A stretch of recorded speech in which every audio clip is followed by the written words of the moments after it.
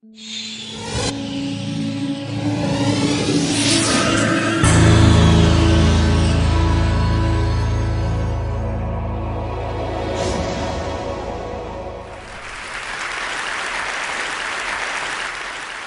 a child, I was raised by Native Hawaiian elders, 3 old women who took care of me while my parents worked.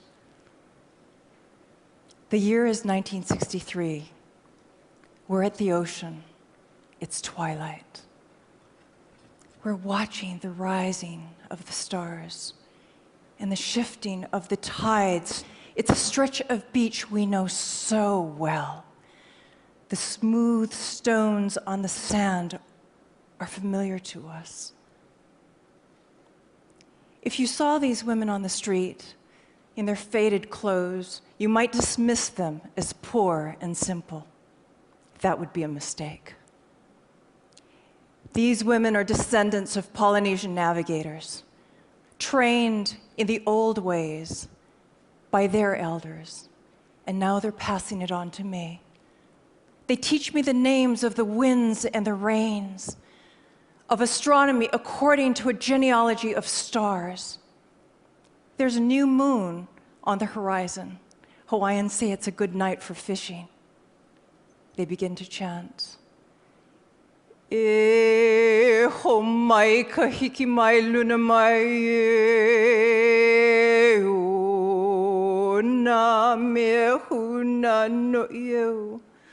O na mele, e homai, e homai, e homai, e. When they finish, they sit in a circle and ask me to come to join them. They want to teach me about my destiny. I thought every 7-year-old went through this. Baby girl, someday the world will be in trouble. People will forget their wisdom. It will take elders' voices from the far corners of the world to call the world into balance. You will go far away. It will sometimes be a lonely road. We will not be there. But you will look into the eyes of seeming strangers, and you will recognize your ohana, your family. And it will take all of you. It will take all of you. These words I hold on to all my life because the idea of doing it alone terrifies me.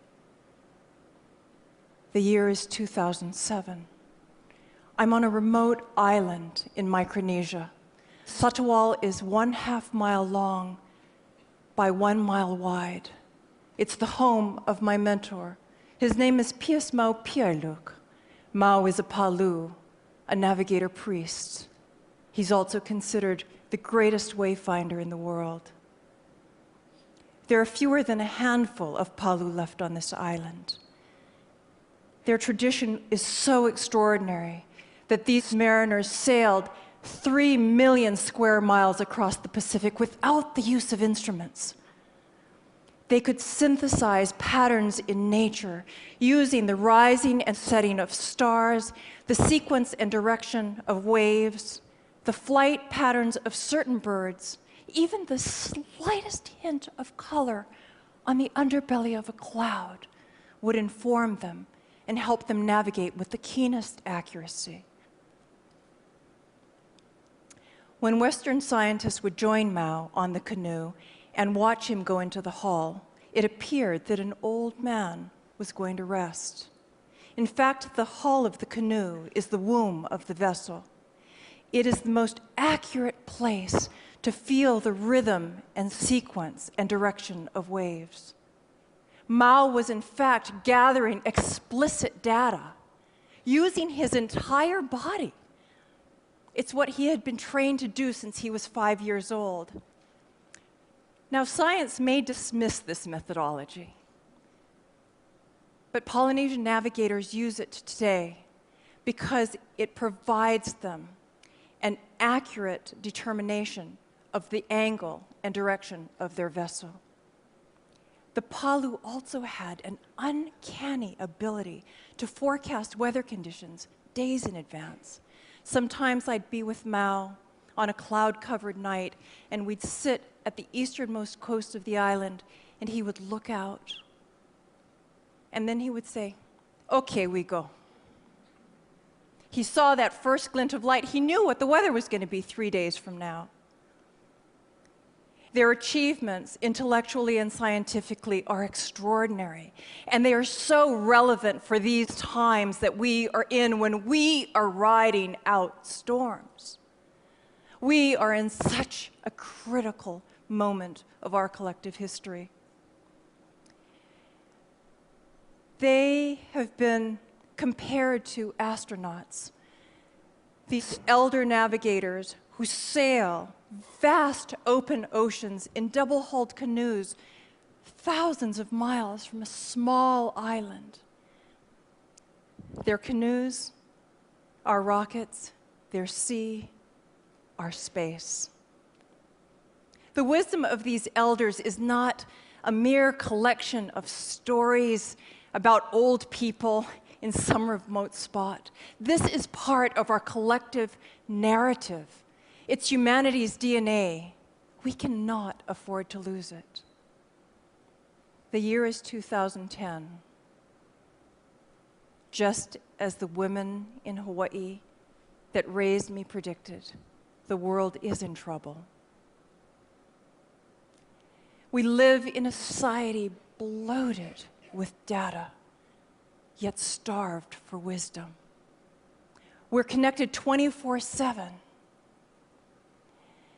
Yet anxiety, fear, depression, and loneliness is at an all-time high. We must course correct. An African shaman said, "Your society worships the jester, while the king stands in plain clothes." The link between the past and the future is fragile. This I know intimately because even as I travel throughout the world to listen to these stories and record them, I struggle.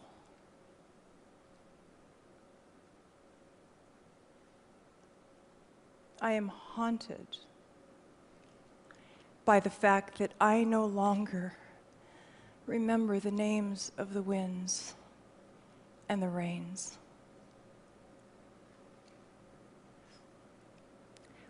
Mao passed away 5 months ago, but his legacy and lessons live on.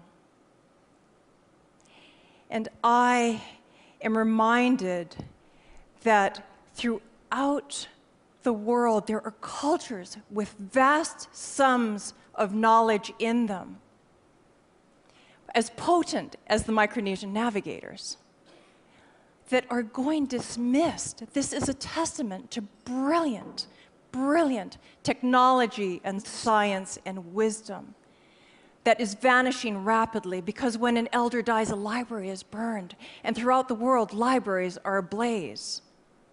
I am grateful for the fact that I had a mentor like Mao who taught me how to navigate. And I realized through a lesson that he shared that we continue to find our way. And this is what he said. The island is the canoe the island. And what he meant was, if you are voyaging and far from home, your very survival depends on everyone aboard. You cannot make the voyage alone. You were never meant to. This whole notion of every man for himself is completely unsustainable. It always was. So in closing, I would offer you this. The planet is our canoe, and we are the voyagers. True navigation begins in the human heart. It's the most important map of all. Together, may we journey well.